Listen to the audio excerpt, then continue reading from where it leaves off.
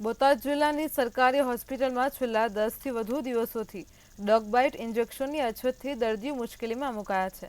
શ્વાન કરડ્યા બાદ આપવામાં આવતું મહત્વનું ઇન્જેક્શનનો જથ્થો ન હોવાના કારણે દર્દીઓ હેરાન થઈ રહ્યા છે.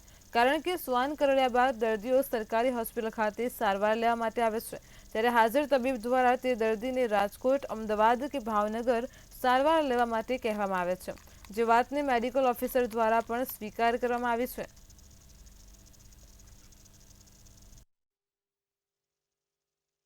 ડોગ બાઇટની રસી જે છે આપણા ત્યાં ઉપલબ્ધ છે પૂરતા પ્રમાણમાં, પણ કોઈ કેટેગરી 3ના પેશન્ટ્સ આવે એમને વધારામાં ઇમ્યુનોગ્લોબ્યુલિનના ઇન્જેક્શન આપવાના થાય, જે હાલ પૂરતા ઉપલબ્ધ નથી.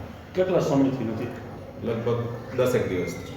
અમારા CDMO સાહેબ સાથે ચર્ચા થઈ એ મુજબ ઇન્જેક્શન પતવાના હતા મહિના પહેલાંથી અને એડવાન્સ આપણે ઇન્ડેન્ટ મૂકી દીધેલું છે. લોકલ પરચેજની સત્તાની રૂએ ત્યાંથી પણ ઉપલબ્ધ થયા નથી. અને GMSCL પછી આપણા અમરેલી ડેપો આપણને લાગુ પડે ત્યાં પણ ઉપલબ્ધ નથી. સર, રોજના કેટલા દર્દીઓ આવતા હશે?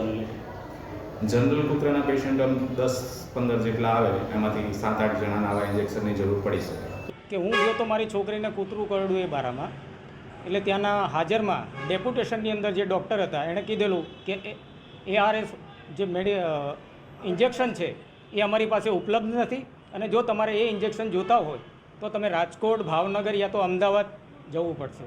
કેટલું દૂર પડે છે ને કેટલી તકલીફ પડે જો અન્ય જિલ્લામાં જવું પડે તો?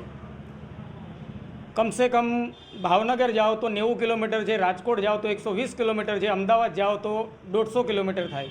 ત્યાં જવાનો ખર્ચો પ્લસ પાછો આવવાનો ખર્ચો અને આ ઇન્જેક્શન, કેમ કે ઇન્જેક્શન જે છે એ બહુ જરૂરિયાત છે, કેમ કે હડકાયું કૂતરું જે બાઇટ કરી જાય છે એની માટે ARSનું ઇન્જેક્શન જરૂરી છે.